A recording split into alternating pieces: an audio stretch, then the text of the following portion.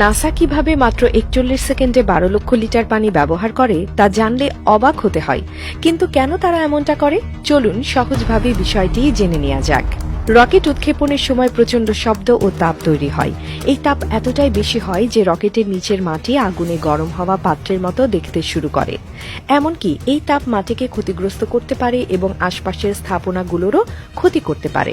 তাছাড়া রকেটের নির্গত শব্দ ভয়াবহ। এই শব্দ এত জোরে হয় যে মানুষের কানেও এর প্রভাব পড়তে পারে এবং আশেপাশের এলাকার ভবনগুলো কেঁপে উঠতে পারে।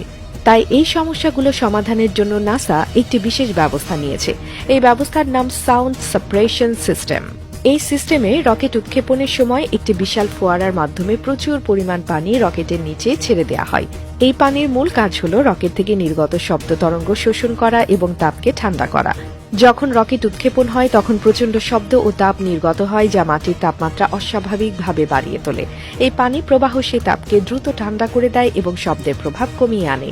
রকেট উৎক্ষেপণের সময় তৈরি হওয়া এই তাপ ও শব্দ যদি নিয়ন্ত্রণ করা না হয় তাহলে শুধু মাটিই নয়, রকেট উৎক্ষেপণ কেন্দ্র এবং আশপাশের পরিবেশও মারাত্মক ক্ষতিগ্রস্ত হতে পারে। তাই নাসা এই পানির ব্যবস্থাটি করেছে যাতে রকেট উৎক্ষেপণ আরও নিরাপদ হয় এবং রকেটের আশেপাশে থাকা যন্ত্রপাতি, মাটি, ভবন ও কর্মীরা সুরক্ষিত থাকে। এই সিস্টেমটি খুবই শক্তিশালী। মাত্র ৪১ সেকেন্ডে এটি ১২ লক্ষ লিটার পানি ছেড়ে দেয়। এত বিশাল পরিমাণ পানি একসঙ্গে ছাড়া হলে এটি রকেটের নিচের এলাকাটিকে ঠান্ডা করে এবং শব্দ তরঙ্গ শোষণ করে।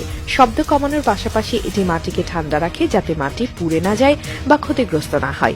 এটি শুধু একটি প্রযুক্তি নয়, এটি আমাদের বিজ্ঞান ও প্রযুক্তির উন্নতির এক বড় উদাহরণ। নাসার এই সিস্টেম দেখায় কিভাবে বিজ্ঞান মানুষকে নিরাপদ এবং উন্নত ভবিষ্যতের দিকে এগিয়ে নিয়ে যেতে সাহায্য করছে। প্রতিটি রকেট উৎক্ষেপণের সময় এই পানির ফোয়ারা সক্রিয় হয়ে একটি গুরুত্বপূর্ণ কাজ করে।